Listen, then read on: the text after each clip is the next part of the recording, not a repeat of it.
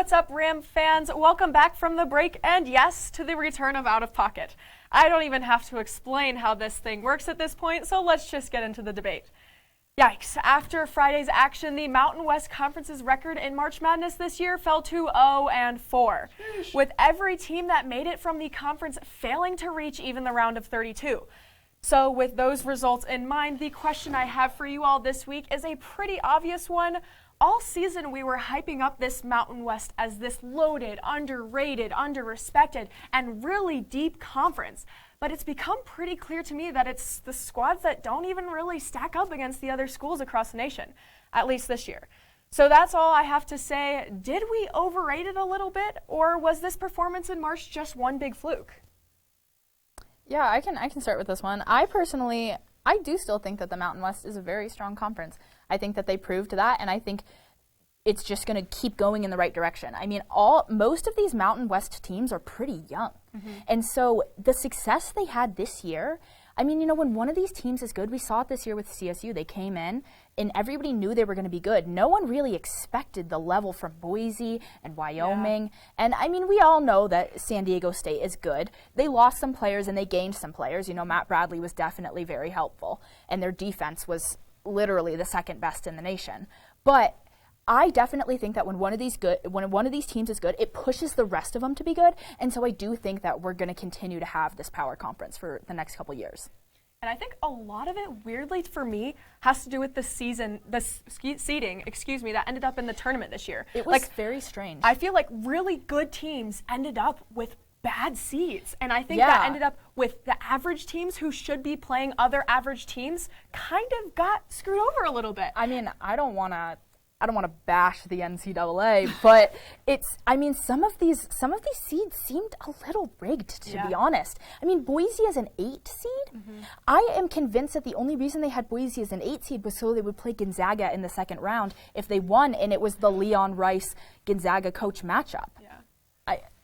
I mean, for me, listen, I don't think that that the Mountain West is going to be that powerhouse conference year. We already see Wyoming falling apart before our very eyes. Lots of rumors about their coach going somewhere else, which I don't know what that program would do if they had to get a new head coach. Yeah. Hunter Maldonado and Graham Ike especially did not look good in that Indiana game. Maldonado stepped it up. Ike did not have a great game. I wouldn't say that Maldonado stepped it up. He had 9 turnovers by himself. I just don't think that they have the ability to play as they were playing so well together at the beginning of the season. Yeah. Completely fell apart at the end. Indiana beats them. I mean, you play against Memphis, a really tough squad if you're Boise. Really good 9 seed. Yeah, they gave Gonzaga a run for their money. I was pulling for Memphis in that game. Yeah, pulling. That was impressive. Colorado State plays Michigan. We all saw what Aiden Hutchinson did to Colorado State and then did to Tennessee and then did to Purdue as well, but Purdue was able to outscore them just a little bit. Aiden Hutchinson had a great NCAA tournament. Although I feel like there were some matchups that were unfavorable for the Mountain West, I do not think that the Mountain West is going to have an opportunity like this again where they have 4 teams that have a shot at winning a first-round matchup. Yeah. Okay. I think the Mountain West still had an amazing season, but I'll agree to disagree. So let's move things forward and right into our pick'em, where we will pick some matchups from the Sweet 16. But first, let's update you guys on the records. So I hate to admit it, but Cam has caught up to me and actually has passed me. Yes, sir. So now I'm in second place. I'm almost there. Ella is moving her way up the ranks. She's going to get there. It's going to happen. No, she's not. But it's okay. We'll see what happens this week. So with all of that being said, up first is this year's Cinderella story of March Madness, the St. Peter's Peacocks, and their matchup against Purdue on Friday night. So I'll start this one off by saying I saw both of the St. Peter's games. I saw them play Kentucky. That was insane. That was that was honestly probably the most exciting thing of the trip. Yeah. And then when they played Murray State too, I mean, that team is scrappy. They shoot and then they throw everyone underneath the basket and then they just get the rebound until they get the ball in. But I do think that Purdue is just a little stronger. I mean, you know, Jaden Ivey's one of the best players in the country, so I got to go with Purdue. I'm going to keep it short and sweet. I want that story. I want St. Peter's. I want them, and I'm going to take them. I think they can roll off their momentum and take down Purdue. We see it every year. There's always a team that beats a team in the first round they shouldn't. Oh, they ride the momentum into the second round. They get to the third round and fall apart. I'm picking Purdue. St. Peter's is done. Purdue played really well against Michigan, and it's St. Peter's. St. Peter's school looks like an office building. That's all I got to say.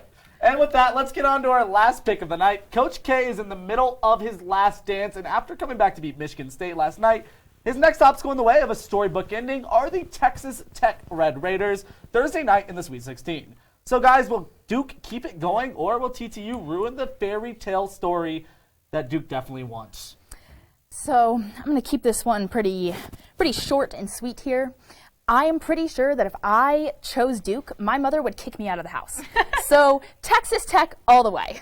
My family is quite literally on the same page as Madeline's, and I do not care that it is Coach K's last season. I do not want to see Duke in another Elite Eight or Final Four or championship game. I want Texas Tech to take this game, and I think they are going to. Listen, the story was written before the tournament started. Duke is going to win this game. I'm picking Duke. We saw how good they looked against Izzo and Michigan State. In the last couple minutes, Duke looked unstoppable. They were able to just clutch it up and play well after having a tough first half, granted. But I think that Duke is going to go all the way, and I think that they have a really good shot of winning this tournament with some lackluster teams still in the bracket. Wow. They do have to get through UNC again. Well, Rams, that is all the sports news we've got for you tonight. Make sure to tune in for Ren Wadsworth on Desk tomorrow, and we'll see you so soon. Have a wonderful night and enjoy all of the March Madness yet to come.